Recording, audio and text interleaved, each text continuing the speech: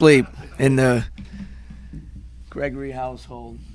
Uh, no, it was it's a tough.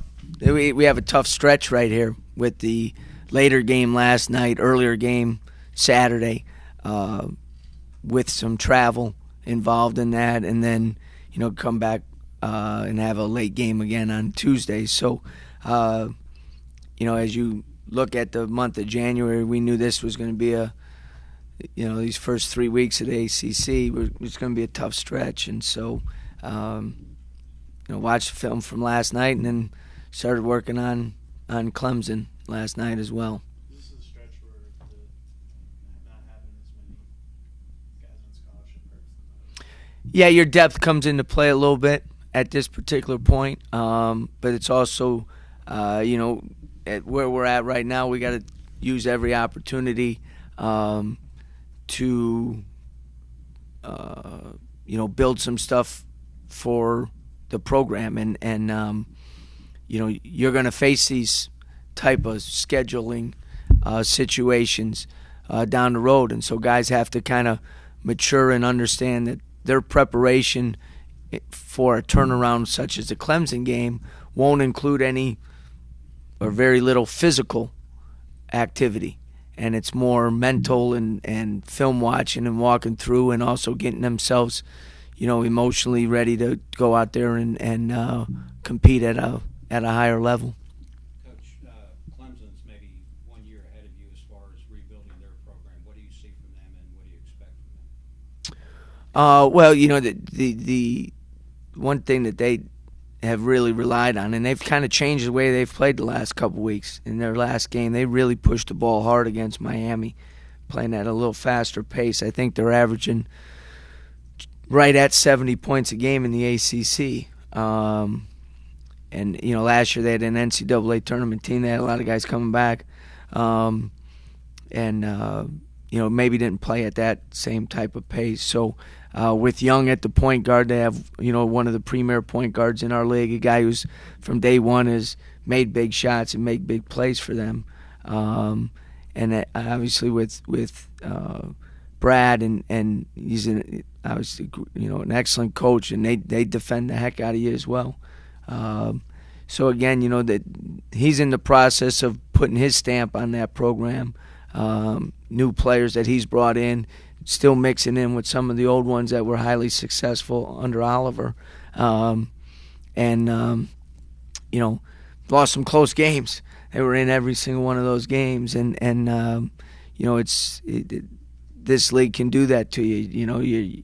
You think you're right there on the edge of turning the corner, and all of a sudden you lose 2 or 3 in a row, and they're all close games. So, he's done, obviously, I think, a great job in building his own program and how they play, but they are playing at a much faster pace than what I think his teams have played at in the past. What do you think of your reaction to the game last night? I don't think you expected a 38-point night, but you seemed to have been at peace that there was going to be nights like this. Well, I'm not sure peace would be the word I would use, but one of the challenges is the ability to maintain and sustain the effort that I do believe in the 3 previous games we had given. Now, not sometimes we lack a little bit on the execution side of things. Sometimes we lack a little bit, to be honest with you, in terms of being able to execute. It's not that they weren't trying to execute, maybe finishing actions that they ran well, or whatever the case might be. Some of that is personnel, some of that is depth. But the ability to continue and maintain that level of intensity is one of the biggest challenges when you are changing how you go about doing things.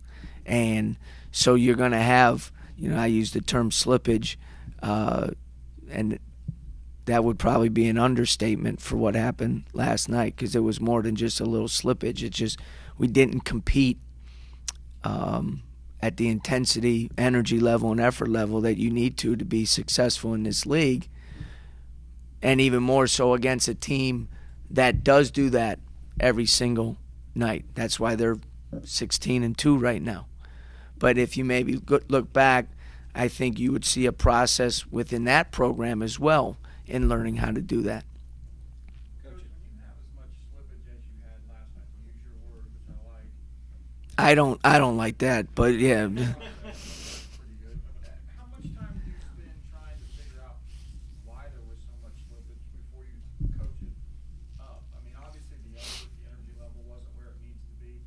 You know that, and you can say that when you're talking to your players and so forth.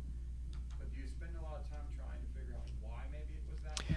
Well, I do think one thing is you hate to know what's coming, but that's part of the process. That is going to happen. Maybe that's why you felt I had some peace. That if you've been through it before, you don't always know when it's going to happen, but you do know that those situations, unfortunately, are going to occur because right now it's not our identity of performing that way or playing at that level. It's not solid yet. It's just not. As much as I'd like it to be and as much as we push it and work on it every day, it's not yet. And so, but do you address that with the team? Do you let them know this is exactly what happened and this is exactly, where we need to move on from? Yeah, there's no doubt about it. You have to address it, and you have to make sure the guys, and you'd hope that they respond the way they responded after it happened the last time, which was the Alabama game. We came back, and the 3 games after that, played with the level of competitiveness that you need to have. You mentioned before that this season, in some ways, it's kind of what you're saying. It's not so as much about wins and losses, but developing that attitude and level of effort. Do you have to be more watchful at a time like this now, where you've got 3 games in 6 days, and you've just taken a tough loss than you would maybe another point if you're on a hot streak? Yeah. I mean, again, it's as I talked about. We have a small margin of error, and so the one thing is you can't widen that margin. You have to keep figuring out ways to. So, like I said, in some situations, in different situations, you handle things in a different way. But in this one, we have to, keep making sure the guys know what the expectations are and what the standards of how we do things, and let them know when they meet those, and let them know when they don't. And when we've met them, we've had some success, and when we haven't, obviously we haven't had any.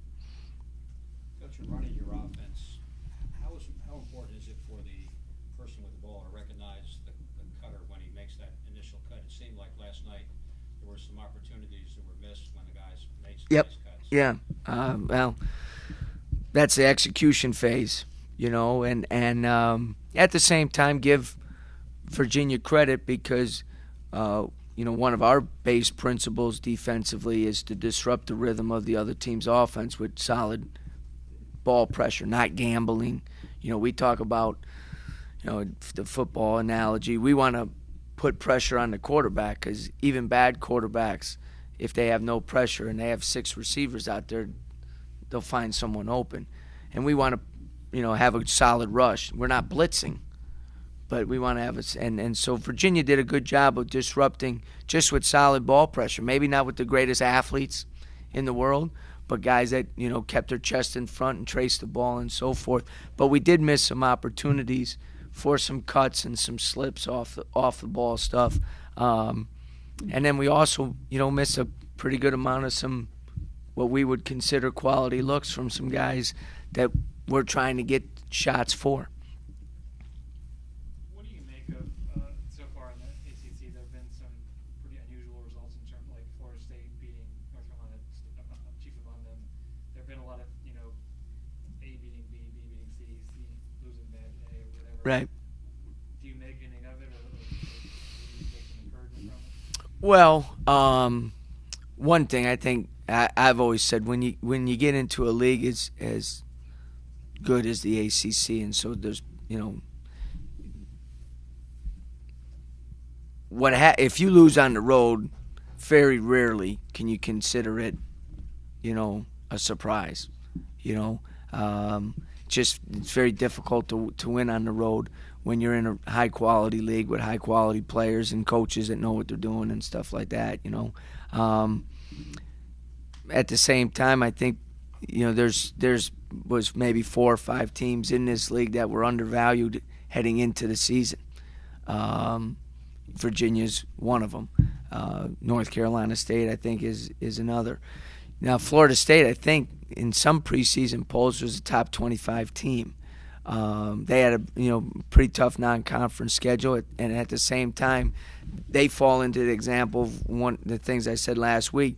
They lost a couple guys, and everyone said, well, the guy that was playing behind him was really good, so he'll just be able to step in. But that understanding a new role and embracing it and then actually executing that new role sometimes takes some time. And if you look at Florida State, I think they're a team that is playing much better right now.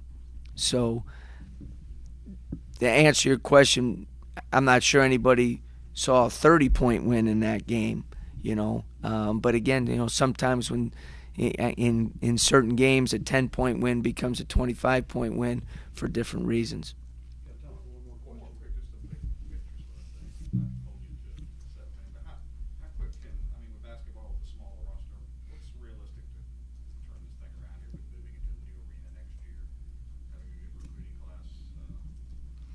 Well, I mean, obviously, you would hope heading into next year that you compete at a much different level than this year. At the same time, the most important thing that we need to focus on right now is building that competitive spirit as the foundation for everything that moves on from here. Because you want new guys coming in to be able to look at guys in the program that are still in the program as role models of, okay, this is how it's done here now. Right now, we don't really have that, because who's Julian Royal looking up to in that? Because everybody's in the same boat on that. So once you start getting that done, and you bringing in high-quality players, and again, you don't want to use a facility situation, but you're in a new facility, so there's a new energy, a new vibe when it comes to the program and so forth. So, again, sometimes you have to erase your short-term memory. We're a much better team than we played last night, and we're a much better team than we were in the beginning of the year. So we are making some steady progress in that, and we just need to continue to do that.